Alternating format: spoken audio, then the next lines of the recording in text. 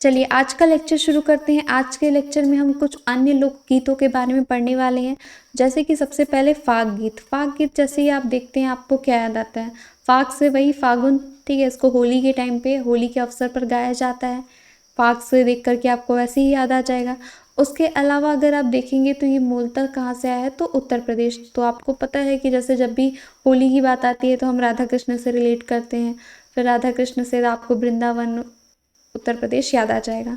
उसके अलावा इसमें वही है कि जो कृष्ण का प्रेम है, प्रकृति की सुंदरता है, ये सारी चीज़ों का फाग गीत में वर्णन होता है, ठीक है, जो उसके लिरिक्स वगैरह हैं तो उसमें इसका यूज़ होता है। उसके अलावा यहाँ पर भोजली, भोजली और जवारा, ये दोनों अगर आप देखेंगे तो बिल्कुल एक ही तरीके का है। सिर्फ इसमें क्या होता है कि ये दोनों क्या है, त्यौहार है, छत्तीसगढ़ के त्यौहार हैं जिसको कि मनाया जाता है। और इनके जो गीत हैं वो भी अगर आप देखेंगे तो इसका जो प्रोसेस होता है दोनों एक ही जैसा होता है, बस टाइम पीरियड दोनों का अलग हो जाता है। तो इसके बारे में आप लोग देखिए कि इसमें होता क्या है कि जैसे एक मान लीजिए बांस का बास्केट है, इसमें खाद वगैरह डाल करके इसमें धान गेहूँ ये सब का बीज डाला जाता है और ये क्या होता है कुछ दिन बाद इतना उग जाता है। तो इसको देखते हैं, ठीक है, इससे देख करके ये पता चलता है कि जो हम फसल है वो कैसा होगा। जैसे जवारा गीत है ना, तो ये मान लीजिए जब जवारा उग जाता है तो इसको देख करके अंदाज़ा लगाया जाता है इस साल की फसल कैसी होगी।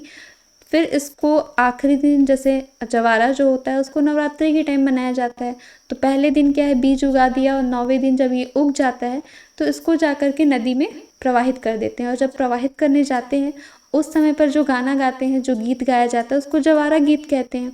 और ये जो भोजली होता है इसको सावन के टाइम किया जाता है। तो इसमें भी वही करते हैं, बास्केट में क्या करते हैं कुछ बीज उगा देते हैं और जब ये बीज उग जाते हैं कुछ दिन बाद, 4-5 दिन बाद, तो इसको जो रक्षाबंधन है उसके दूसरे दिन इसको प्रवाहित कर देते हैं।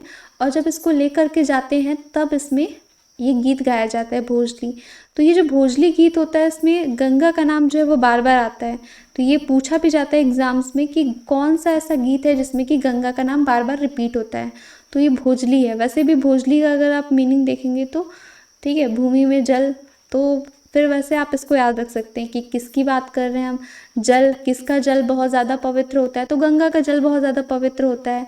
तो वही है, आप ऐसे करके याद रख सकते हैं, ठीक है, आपको वही याद रखना है, ठीक है। सारी चीज़ें हैं, बहुत सारा है, ऐसे आपको त्यौहार भी याद हो जाएगा कि भोजली त्यौहार, और उसके अलावा फिर यहाँ पर जवारा गीत से जवारा की जो पर्व है वो आपको याद हो जाएगा। तो ये टाइम पीरियड याद रखिएगा कि इसको सावन में मनाया जाता है, इसको चैत्र नवरात्रि में मनाया जाता है। उसके अलावा सेवा और जस गीत, सेवा और जस गीत को आपको याद रहेगा तो आप जानते हैं भगवान की से प्रार्थना करने के लिए, भगवान को प्रसन्न करने के लिए, उनकी स्तुति करने के लिए इसको गाया जाता है। 2 बार ये होता है, एक हो गया शरद नवरात्रि, एक हो गया बसंत नवरात्रि। तो 2 टाइम, और जितने जगह भी यहाँ पे माता का मंदिर है सब जगह इस गीत को गाया जाता है, जैसे आप जानते हैं, ठीक है, डूंगरगढ़, रतनपुर, जहाँ जहाँ पे माता का मंदिर है वहाँ पे जब भी मेला वगैरह लगता है तब इस जस गीत को गाया जाता है। उसके बाद लास्टली आप देखेंगे तो सवनाही और मड़ई, तो मड़ई मेला जब होता है, ठीक है, तब उस मड़ई सॉन्ग को गाया जाता है, मड़ई गीत को गाया जाता है। सवनाही गीत अगर आप देखेंगे तो सवनाही भी क्या है कि एक त्यौहार है, जब फर्स्ट संडे आता है, ठीक है, तब सावन महीने का जब फर्स्ट संडे आता है तो इतवारी बोलते हैं, और इसको लगातार 5 इतवार तक मनाते हैं। गांव में कोई काम नहीं चलता है, पूरा छुट्टी हो जाता है। और इसको मेनली जैसे जो लोग हैं और जो उनके जानवर वगैरह हैं, पशु हैं, उनको, ठीक है, सब बीमारियों से बचाने के लिए, और जो भूत प्रेत होते हैं उन सब से बचाने के लिए ये मनाया जाता है। इसमें क्या करते हैं, गोबर से पूरा मतलब दीवार वगैरह पे चित्रकारी की जाती है, ठीक है, तो उसको सवनाही कहा जाता है। ये पिछले साल एई एग्ज़ाम में या किसी एग्ज़ाम में आया था कि सवनाही मतलब जो गोबर से चित्रकारी होता है उसको क्या कहा जाता है, तो उसको सवनाही कहा जाता है। तो सवनाही से आपको याद आ जाएगा सावन में मनाया जाता है। क्यों करते हैं, तो सवनाही वही याद रखिएगा कि यहाँ पर गोबर से चित्रकारी की जाती है, उसको सवनाही कहते हैं। और क्यों करते हैं, किस लिए करते हैं, तो वो सब तो आपको याद ही रहेगा, ठीक है। तो इसमें क्या है, पूरे सबको छुट्टी मिल जाती है, पूरा इसमें छुट्टी कर देते हैं। तो ये सारी बातें आप सवनाही के बारे में याद रखिएगा, ठीक है। और मड़ई गीत के बारे में तो हम लोगों ने डिस्कस कर ही लिया है। मड़ई आप जानते हैं ना, 3 तरीके का मड़ई होता है। एक होता है लोक मड़ई, जो कि कहाँ मनाया जाता है, तो ये राजनांदगांव में मनाया जाता है।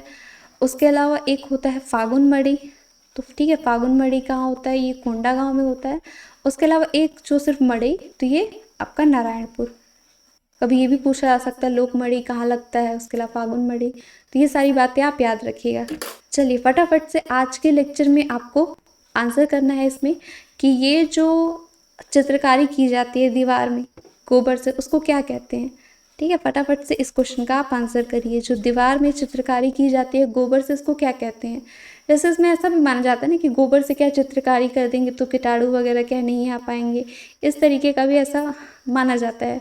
बाकी इनकी अपनी मान्यता है, आपको बस क्या है, जो चीज़ें मैं आपको करा रही हूँ लाइन बाय लाइन, तो उसको आपको करते जाना है, नोट्स में लिखते जाना है। पीडीएफ चाहिए आपको तो आप टेलीग्राम ज्वाइन कर लीजिए, वहाँ पर पीडीएफ एक साथ डाल दिया जाएगा। ठीक है, और अगर आप टेस्ट देना चाहते हैं तो टेस्ट सीरीज़ भी ज्वाइन कर सकते हैं। ठीक है, धन्यवाद आप सभी को।